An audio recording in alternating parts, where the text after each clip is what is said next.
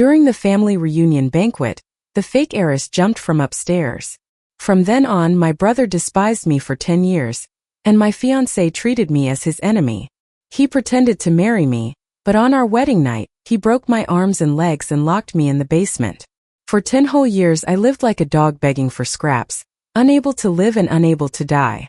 Finally, I got a chance to escape and sought help from my parents, but they refused to open the door for me. Our daughter will only ever be Linda, they said. My fiancé showed up, and my brother threw me in front of him like a dead dog. Everyone regretted taking me back into the family, and so did I. In the end, I jumped off the rooftop and went back 10 years in time. This time, I decided to give the heiress title back to Linda and let them have their wish. Tell Linda not to throw tantrums. Even when Clara returns home, she'll still be the second young lady. That cold, cutting voice echoed again, piercing my ears like a blade. I snapped back to reality, staring hard at my reflection in the makeup mirror. A young face, a burgundy dress, and a countenance untouched by time stared back at me. I really was back 10 years ago, back to the banquet that changed my entire life. In my past life, Linda threatened the family with suicide during this banquet, forcing them to choose. Everyone thought she was just throwing a tantrum, even David was indifferent, until she actually died. Then they all regretted it, and I became their scapegoat, kicked out of the house, left with nowhere to turn. When I was homeless, Nolan, who had just returned from studying abroad, took me in. He said that even though the ceremony wasn't completed, he would still recognize me as his wife and should marry me. Moved by his devotion, I agreed to his proposal. Who knew he was marrying me just to torture me and avenge Linda? On my eagerly anticipated wedding night, he broke my arms and legs, locked me in the basement, and let me live like a groveling dog. 10 years, for 10 entire years I survived in the dark basement, unable to live, unable to die. Every time I thought I might finally be free, he'd send someone to heal me, only to continue the torment. Until one time, I finally found a chance to escape and return home for help. I thought they'd save me for the sake of our blood ties, but they heartlessly shut the door in my face. Back then, it was they who posted missing person notices everywhere to bring me home. What did I do wrong?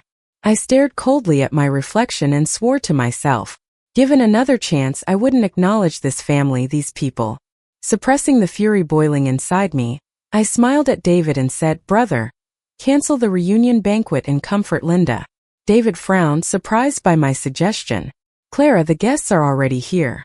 Canceling now, what will they think of you? Of our whole family?" I took a deep breath, keeping my voice calm. In front of a life, what does reputation matter? Besides, as long as you all acknowledge me, I don't care what others think. David seemed touched by my understanding, a hint of gratitude in his eyes. Nodding, he said, "All right, I'll go see Linda first. You stay here and reassure the guests with Mom and Dad." I smiled slightly, watching him leave, though inside I was sneering. After David left, I stayed with my parents in the banquet hall to apologize to the guests. Even if everyone gave me strange looks, I maintained a courteous smile. Just as guests were about to leave, the doors of the banquet hall swung open. Linda walked in gracefully, wearing the same burgundy dress as me. Her appearance immediately drew everyone's attention, and the guests whispered, looking back and forth between us. With her chin raised, a hint of challenge in her eyes, Linda said, "Everyone, today's banquet will continue, but it's my birthday party, not a reunion banquet." I met her stare coldly, unfazed. Perhaps in my previous life, I'd have felt anger and frustration, but now I couldn't care less. David came over at that moment, speaking decisively. "Clara, let Linda finish the birthday party first, and we'll reschedule the reunion banquet for later."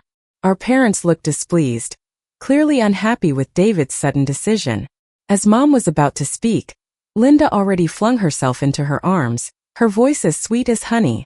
"Mom, it's my birthday today. Don't you want to celebrate with me? Clara won't mind, right?" She spoke, her eyes provocatively sweeping over me, a smug smile playing on her lips. Dad furrowed his brows, about to say something, but Linda latched onto his arm, coaxing him, "Dad, please just agree, okay?" With a sigh, he didn't say anything more. Mom, too, shook her head, resigned, gently patting Linda's hand. All right, it's up to you." Watching this scene, I sneered inwardly. As expected, Linda would forever be their treasure, and I forever dispensable. The guests awkwardly resumed their seats, their gazes darting between Linda and me. Nolan's parents sat at the main table, their faces dark, clearly unhappy with my standing in the family.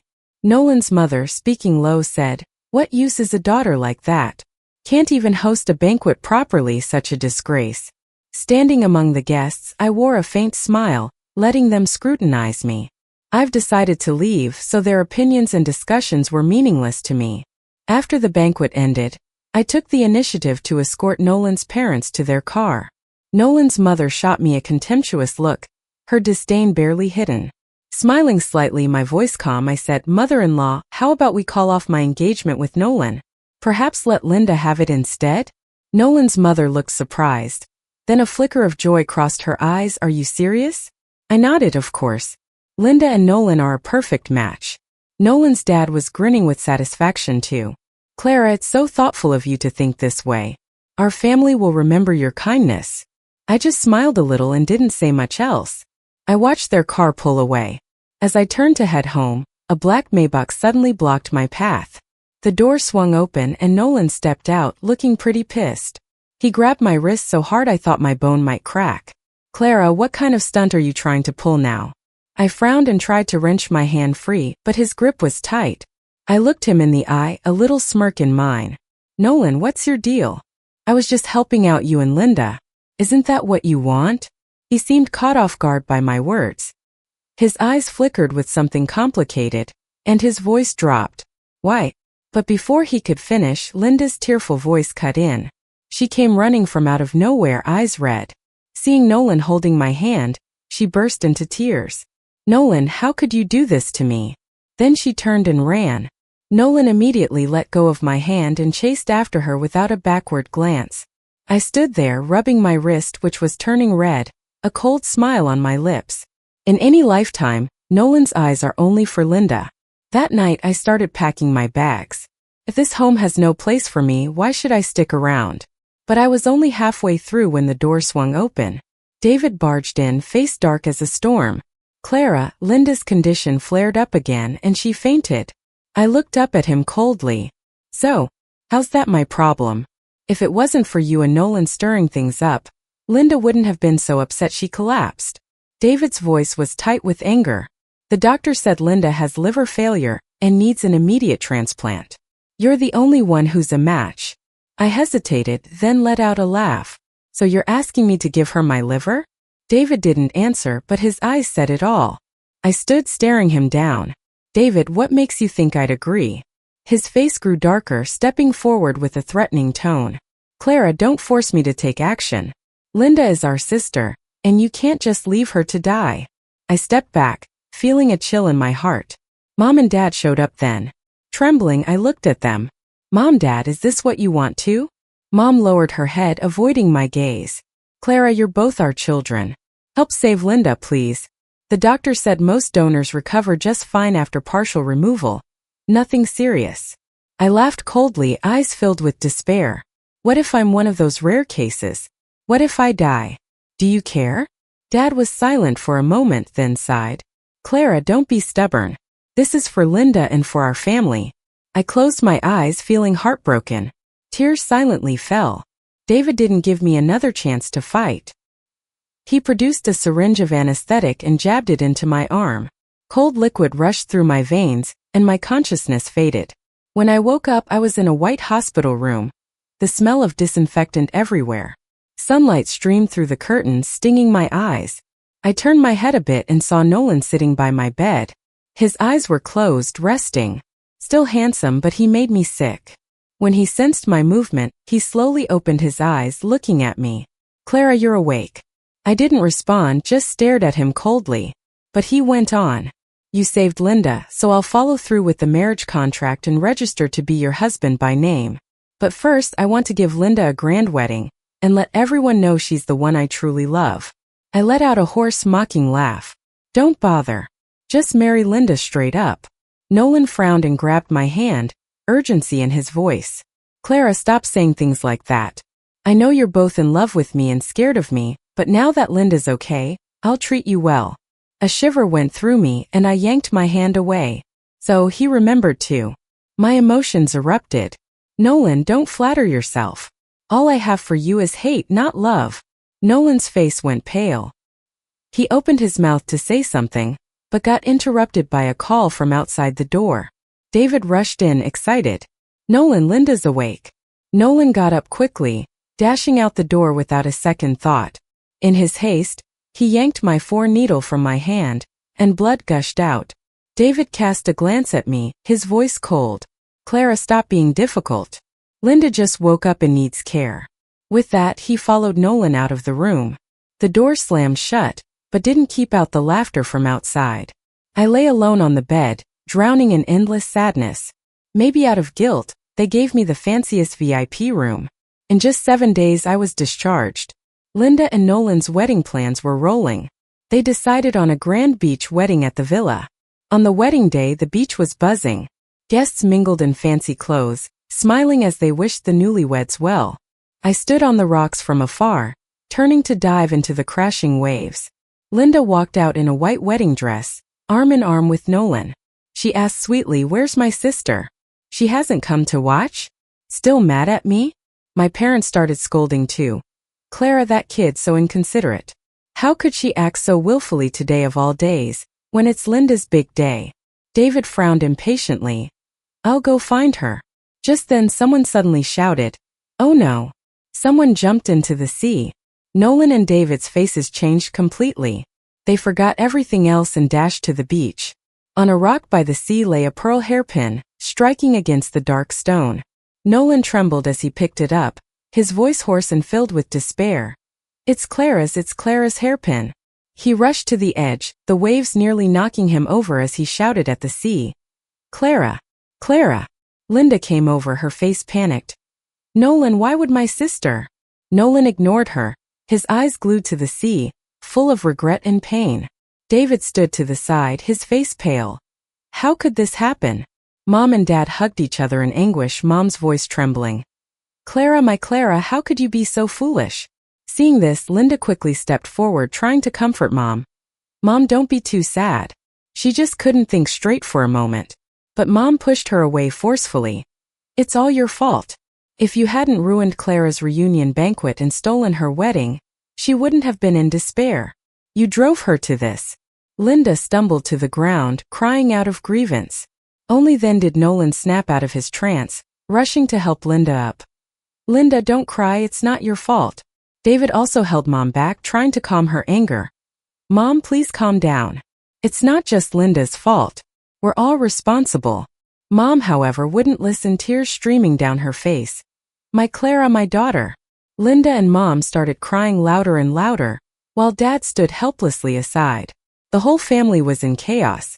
Meanwhile, I was already wearing diving gear, quietly swimming to the nearest shore. This was a route I'd planned in advance.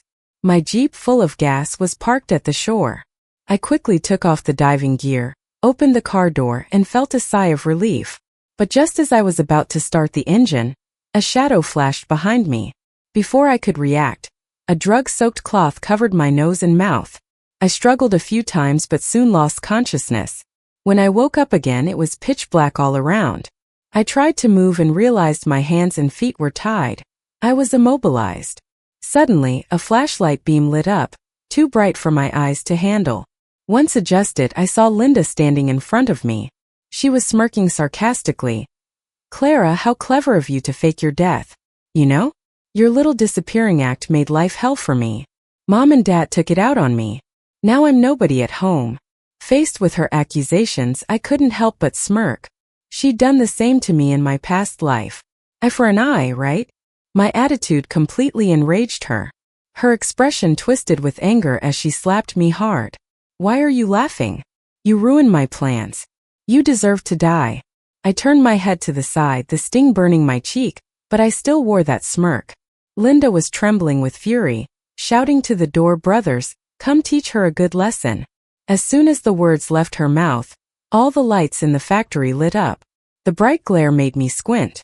As my eyes adjusted, I realized it was an abandoned factory. And the brothers Linda mentioned? They were the villagers from the mountain where I was trafficked. They approached me with ugly grins filled with greed and malice, making my blood run cold. I didn't have time to think. I quickly grabbed a piece of iron from the ground and slashed at my wrist. Blood gushed out immediately, but the rope was cut too. Ignoring the pain, I hurried to cut the rope on my feet and struggled to stand, running towards the exit. However, 2 villagers were already blocking the doorway, grinning menacingly. With no choice, I turned and ran up to the 2nd floor. Their creepy laughter and footsteps echoed behind me. I rushed upstairs, scanning my surroundings until my gaze locked on a broken window. Without hesitation, I braced myself and smashed through the glass, leaping out. They didn't expect such a drastic move and were caught off guard, watching me fall from the 2nd floor. Luckily, below was a river of sewage, saving me from a fatal fall.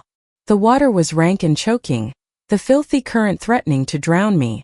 Grinding my teeth against the nausea, I swam as hard as I could. Their shouts echoed behind me, but I couldn't afford to look back. I just swam desperately, fleeing. I had no idea how long I swam before my strength waned and cramps seized my legs, pulling me under. Just as I thought I'd drown in the filthy water, strong arms suddenly reached out and grabbed me. Barely able to open my eyes, I glimpsed a familiar face through my blurred vision. It was Nolan. He held tightly to my arm and before I could react, pulled me underwater.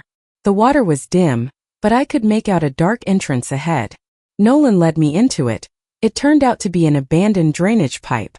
We swam along it until we found a space where we could breathe.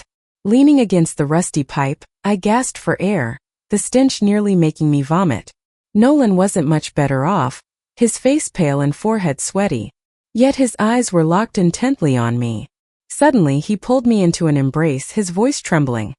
"Thank God, Clara, you're alive." His grip was so tight I could barely breathe. I shoved him away hard and coldly asked, "What are you doing here?" Nolan's face turned dark instantly, and his eyes were full of anger. He took a deep breath and spoke slowly, "Clara, things are way more complicated than we thought." Listening to him, I finally pieced together the whole story. Turns out, the day after I jumped into the sea, the police surrounded my house. They accused us of trafficking and wanted to take the whole family back to the station for an investigation. Linda, who had a massive fight with our parents, didn't come home that night and luckily avoided getting caught. Nolan was worried about Linda, so he tried to find her to warn her. But Linda misunderstood Nolan's intentions. She thought he was working with the police and set a trap for him at this abandoned factory, trying to silence him. Nolan fought back desperately and barely got away. I intended to find a chance to escape and report it to the police, but I didn't expect to run into you here, Nolan said, his voice low and tired. That's when I noticed his torn clothes and scars all over him. His face was bruised, clearly from a brutal fight. Some wounds were infected from dirty water, looking frighteningly bad. After hearing him out, I fell into deep thought. In my past life after Linda's death, the police did investigate. But because of her death, the investigation ended without any result. Now it makes sense, the truth was scarier than I'd imagined. Turns out Linda didn't just commit suicide. She killed herself out of guilt. Nolan stayed silent for a moment and then spoke, his voice hoarse. "Clara, I was wrong. I was fooled by her all along, and I only see her true colors now." I let out a cold laugh, mocking. "Nolan, do you think saying this now makes up for what you did in our past lives?" Nolan's face turned pale instantly. He opened his mouth as if he wanted to say something but didn't. I turned and looked around, speaking flatly, "Let's go. There's got to be an exit in this drainage system." Nolan nodded and followed behind me. We continued down the abandoned drainage pipe, moving forward. It was pitch black, with only the faint beam of a flashlight lighting up the path ahead. Suddenly, a mess of footsteps sounded behind us, mixed with the heavy breaths and curses of villagers. "Hurry up. They can't be far," a rough voice yelled. My heart raced and my palms were sweaty. Nolan held my hand tight, whispering, "There's a fork up ahead." We split up to distract them. I shook my head, my voice barely audible. "No, it's too dangerous. We have to stick together, find an exit, and call the cops." Nolan hesitated but then nodded. "Okay, we'll do it your way." We pushed on and suddenly there was a faint light ahead. Hope filled my heart and I quickened my pace. There might be an exit over there. But when we got closer, we realized it wasn't an exit. It was an old machinery room lit up. The room was packed with junk, with some rusty machines stashed in a corner. I quickly scanned the room and spotted a rusty iron door on the wall. There. I pointed at the door, speaking softly. Nolan nodded and ran over to it. He tried to push it open but found it locked. He frowned and cursed under his breath, "Damn it." Just then, the footsteps closed in, and the kidnapper's shouts were almost in our ears. Thinking fast, I grabbed a metal rod off the ground and handed it to Nolan. "Break it open." Nolan took the rod and smashed it against the lock with all his might. After a few loud bangs, the lock finally gave in. He kicked the door open and pulled me through. Beyond the door was a narrow passage, with a faint glimmer of light at the end. We ran for our lives, the pursuers now entering the machinery room behind us. Their footsteps and shouts echoed in the passage. "They're just ahead. Get them." We finally burst out of the passageway into an abandoned industrial area. There were a few streetlights in the distance, casting a dim light on the road ahead. Gasping for breath, I pointed ahead. "There's a road over there. Let's run and flag down a car to call the cops." Nolan nodded, still holding my hand as we kept running. But just a few steps in, a gunshot rang out, and a bullet whizzed past my ear, hitting the wall ahead. Startled, I faltered. Nolan yanked me forward, barking out, "Don't stop. Run." We sprinted to the roadside with everything we had, but there was no one in sight, not a single car. Despair settled in my stomach. Were we really going to die here? Then, from a distance, I heard an engine. I looked up and saw a truck headed our way. Without hesitation, I ran into the road, waving my arms and shouting, "Stop! Help!" The truck driver was clearly shocked, slamming on the brakes and coming to a halt right in front of us. "Are you crazy?" he shouted. Ignoring the driver's alarm, I rushed to the window, pleading desperately, "Please help us. Someone's trying to kill us. We need to get out of here and call the cops." The driver was startled, looking at our disheveled state, then at the villagers chasing us from afar. Finally, he nodded. "Get in quick." Nolan and I scrambled into the truck, which roared back to life, leaving the villagers behind in the dust.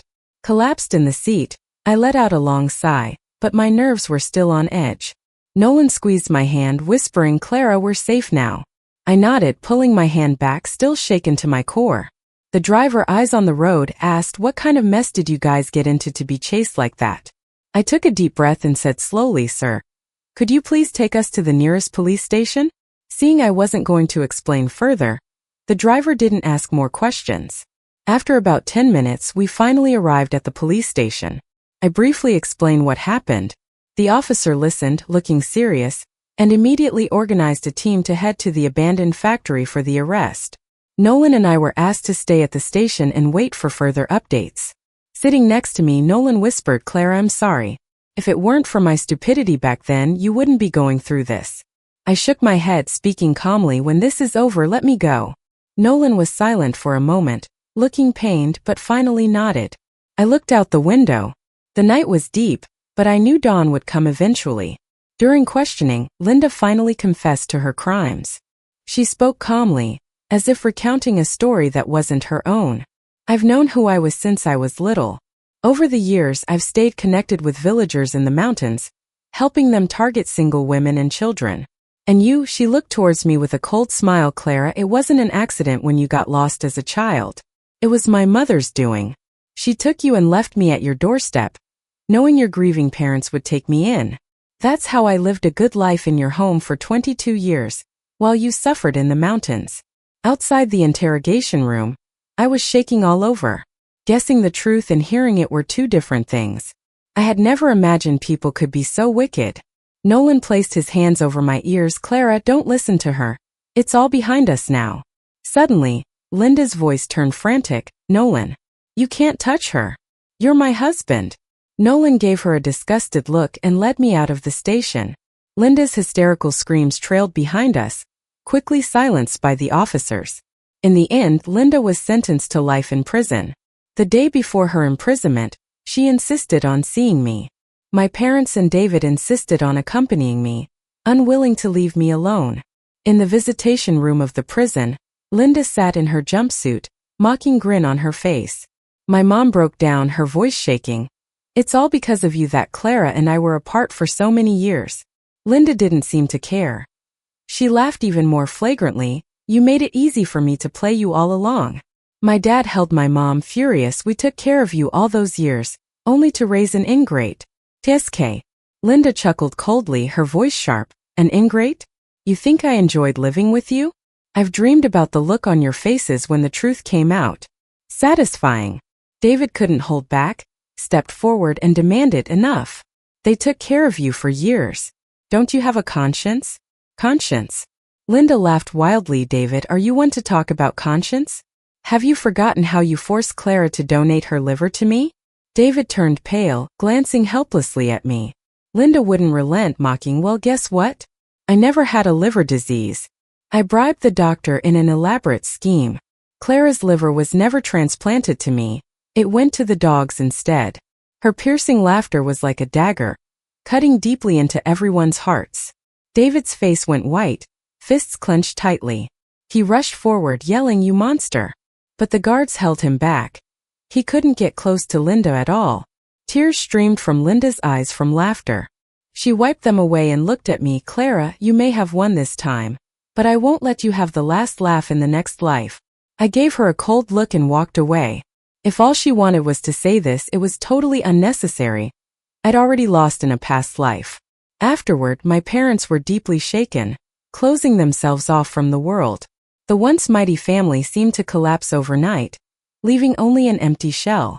At the same time, Nolan wasn't having an easy time either. The wedding invitations for him and Linda had already been sent to all their business connections. Now, with Linda in trouble, Nolan's family business was also affected. Partners canceled contracts, investors pulled out. In an instant, his family fell from grace and went bankrupt. Nolan was desperately trying to save the business. Meanwhile, I sat in the VIP lounge at the airport, leisurely sipping on coffee, waiting for my flight across the ocean. The sunlight poured through the window, warm and serene on my face. Suddenly, a pair of shiny black shoes stopped in front of me. I looked up to see David's guilty face. Clara, are you really leaving? When I nodded, pain flashed across his face. He handed me a document. This is from me and our parents. After glancing at it, I pushed it back. I don't need it. David looked stunned. Clara, this is the last of everything Nolan's family owns. You really don't want it? I looked at him, eyes steady. I don't need your compensation or guilt. I just want us to never have any ties again. David's face turned pale. Clara, I really know I was wrong. Can't you give me one more chance? We are family. I looked at him, feeling nothing. David, some mistakes can't be undone. Whatever family bond we had fell apart with every choice you all made. The boarding call announced, and I stood, grabbing my suitcase. I have to go. David stood still, calling out desperately, Clara, are you really leaving? Is there really no way to save this? I stopped in my tracks, looked back at him and shook my head, saying, don't tell Nolan where I went.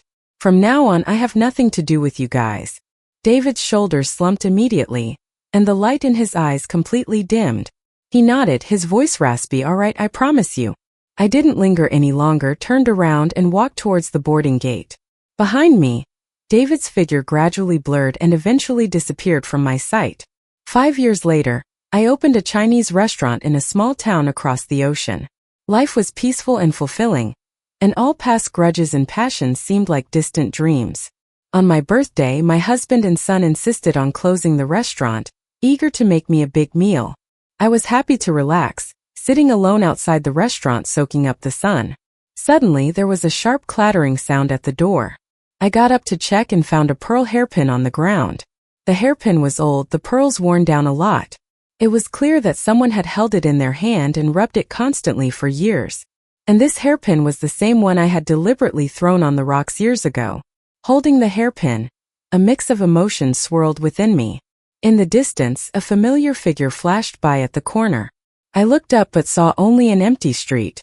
Just then, my son's clear voice called from inside. Mom, dinner's ready. I smiled, tossed the hairpin into the trash can by the door, and turned to go inside, coming. All the past pain and regret have long gone with the wind. Now my life feels complete with no regrets. The end.